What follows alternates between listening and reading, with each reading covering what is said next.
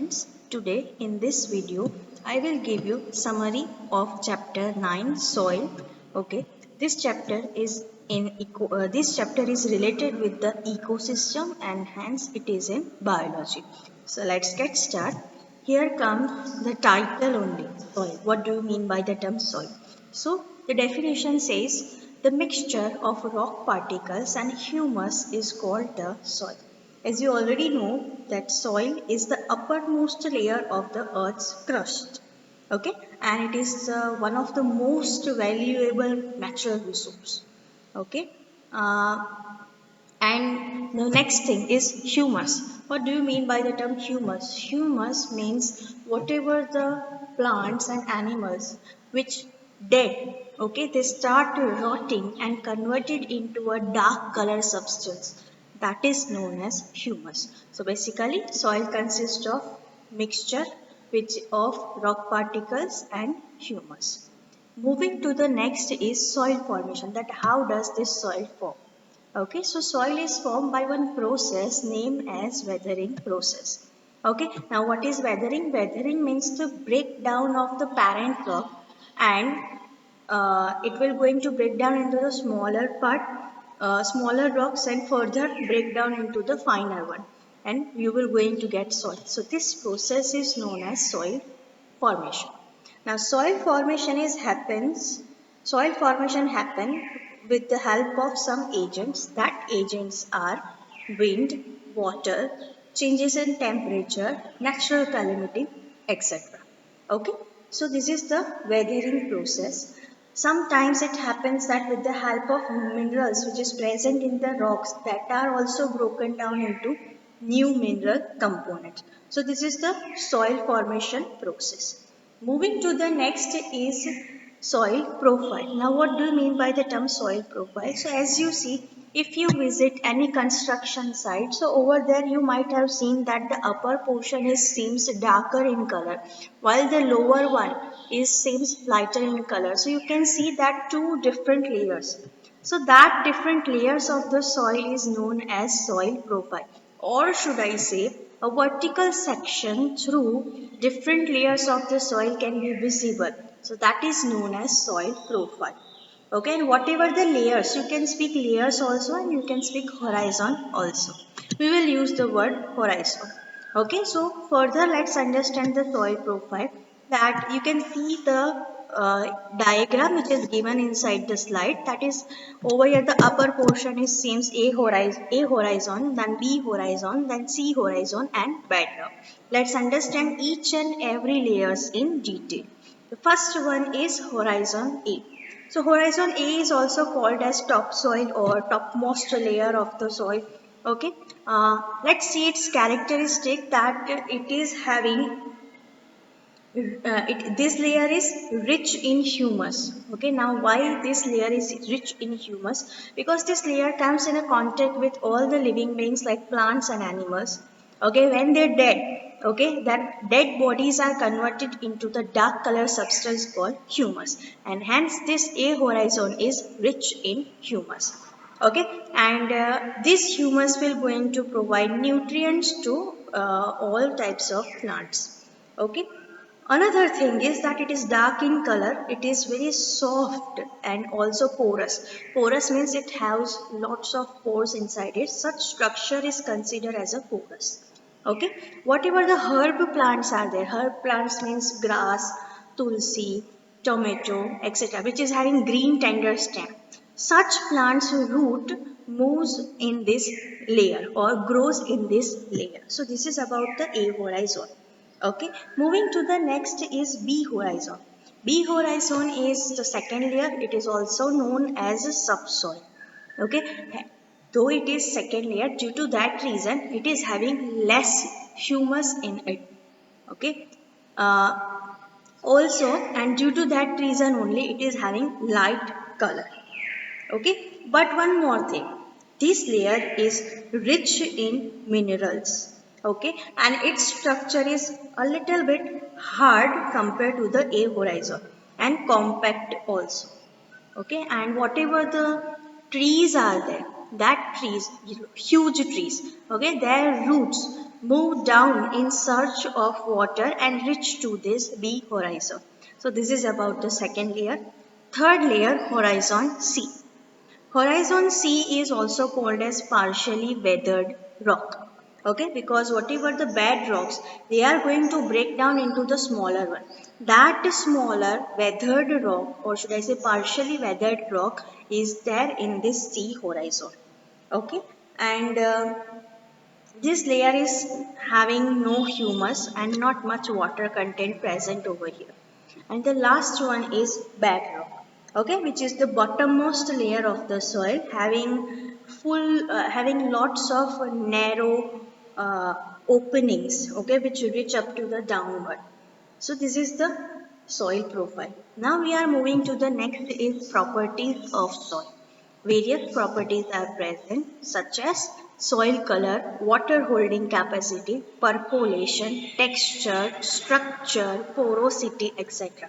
Soil color, you know that different regions is having different colors of the soil. Some are having red, some are having yellowish, some are having dark black soil.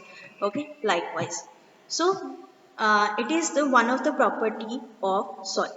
Moving to the next is water holding capacity that we understood in this chapter. Percolation also. Now texture. Texture means when you hold the soil in your hand, how you feel. You feel powdery, you feel porous, you feel very hard or compact. Such a thing is how you feel. That is considered as a texture. Okay. Moving to the next is structure, that how this soil is getting formed. Okay, what is its special structure, or what is its special foundation? Okay, that is considered inside the structure. And porosity, how the soil is, how much the soil is porous in nature. Okay, so these are the properties of the soil. Okay, in this chapter we understand main two properties, that is water holding and percolation. First I will start with the percolation. Percolation means the downward movement of water through soil. As you know, soil is having small gaps between its particles.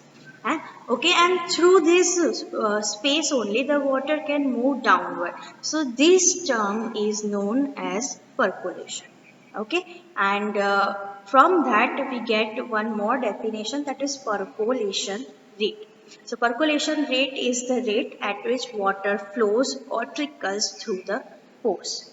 Okay, uh, sometimes the soil have more gaps so that the water can move easily, for example sandy soil, while some soil is having very fine particle size and hence very small gap is there between.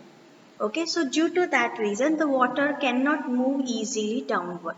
Okay, so based on that we find out that which soil is having high percolation rate and which soil is having low percolation rate. Okay, soil made up of bigger particles, for example I'm talking about sandy soil, so it is having larger pores and hence the water trickles down or moves down very easily through them. Okay, so it is considered as a high percolation rate. And if the soil is made up of very fine particles, so they are having very small pores between them, and it will take a lot time for the water to move down. So such is considered as a low percolation rate. Okay, moving to the next, that is, you might feel that what is the need of this percolation. Okay, so the need is that the percolation of water through the soil is important because plant roots need air to breathe. Okay, they don't just need water to absorb, they require air also for breathing purpose. Okay, so if the pores remain filled with water for a long time, then it will going to start rotting. And if the roots getting rot, the plants cannot able to survive. It will going to be dead. Okay, so that's why the percolation is the most important properties of the soil, and it is present in all types of soil. High and low it is the other thing.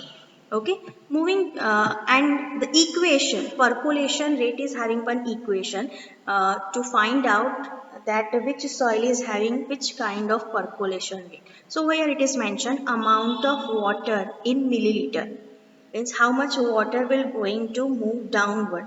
So that amount of water is here, and upon in the denominator it is written percolation time. Suppose I am taking 200 ml water. Okay, so I have to keep this data into the numerator 200 ml, which is our amount of water. Now percolation time means how much time this soil will take to move down.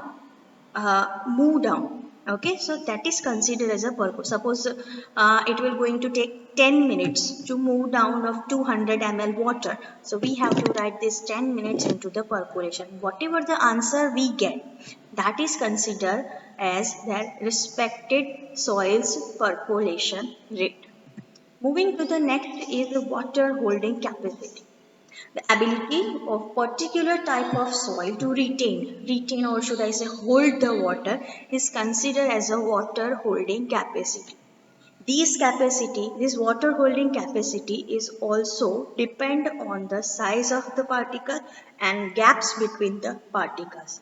The larger the particles, the larger the gaps between the particles, and the water can easily move downward. So it cannot able to hold the water easily. So such kind of soil is having low water holding capacity. For example, sandy soil. Okay, sandy soil is having bigger particles, so the gaps between the particles is also more. So water will get that space easily to move downwards, and hence it cannot hold the water. You might have observed that when you put at least 1 cup of water into the sandy soil, immediately it will going to move down. It will immediately going to be dry. Okay, so it is because of the low water holding capacity. Whereas clayey soil, you might have observed that if you put 1 cup of water into the clayey soil, it will going to be more sticky and clumsy. Why so? The reason is very simple, that clayey soil consists very fine particles and hence the gaps between these particles is very low. So due to that reason the water cannot move downward easily. It will going to be trapped between the particles. Okay, and due to that reason the clay soil can hold the water very nicely, and hence it is having the highest water holding capacity. So percolation and water holding both are depend on the particle size. Okay, so larger the particles, highest percolation and low water holding. Finer the particles, lowest percolation and highest water holding capacity. So this is the two characteristic of soil. Now we will going to understand the types of soil. Three types mainly, that is sandy, clayey and loamy. Let's understand each in detail. If in exam they are asking that write a short note or write some sentences about sandy soil, so you can mention likewise in a point manner. Okay, first I will move for the particle size. So particle size is one particle size is having approximately 0.2 millimeter to 2 milliliter particle size. Okay, in between them. So these are the larger particles compared to the clay one. Okay, and due to its particle size only, the gaps between these particles are larger, and hence the air can easily able to trap between the particle gaps. Okay, so that's why I have mentioned good aeration. Since it do not consist any humus, due to that reason this soil is not much fertile and not best for agriculture purpose. Next, two properties which is most important, that is percolation rate. Its percolation rate is high because of the larger gaps between the particles, and it is having the lowest water holding capacity again because it is having large gaps between the particles. Okay, and due to this two reason, it is not suitable for agriculture purpose. But still, some crops are growing in this sandy soil. Let me give you examples. That is watermelon, date plant, cucumber, and some herbs. If you are eating pizza, you might know the term oregano. It is a kind of herb. So these will going to grow into the sandy soil. Okay, moving to the next is clay soil. So clay soil is having very fine particles, okay, approximately size of less than 0.2 millimeter, means too much fine, okay, and though it is having very less particle size, uh, it is still suitable for the agriculture practice. Why so? Let's understand. Okay, the finer the particles, the lesser the gaps between the particles, hence it can easily able to hold the water for a long time. So it is suitable for such crops which need more and more water. Okay, so the gaps between the particle is very small, hence the aeration is also less. Okay, and the water holding capacity is high because of this gap zone. Okay, now percolation rate is also very low. Moving to the next, that it is suitable for some crops which required more water. Let me give you example. Example is rice, potato, cabbage, cotton, sugarcane, etc. So such kind of crops will grow very well in this clay soil. Next one is loamy soil. So loamy soil is a kind of soil which is having both bigger particles and smaller particles both. Okay, and also in a equal proportion. I will give you one small hint. Sandy soil means whatever the suji or rava you are using for cooking purpose, such structure and texture the sandy soil has. Clayey soil means the atta or flour which you are using for making roti. Okay, such finer particles are there. Okay, such kind of texture the clayey soil has. And the loamy soil means kind of a bonvita. Your bonvita consists of both finer particles also and some large particles also. So such kind of this texture the loamy soil has. Okay, so it is having equal proportion of fine and large particles. The gaps between them is sufficient. So, due to sufficient gaps between particles, they are having good water holding capacity and good percolation. Not high, not low.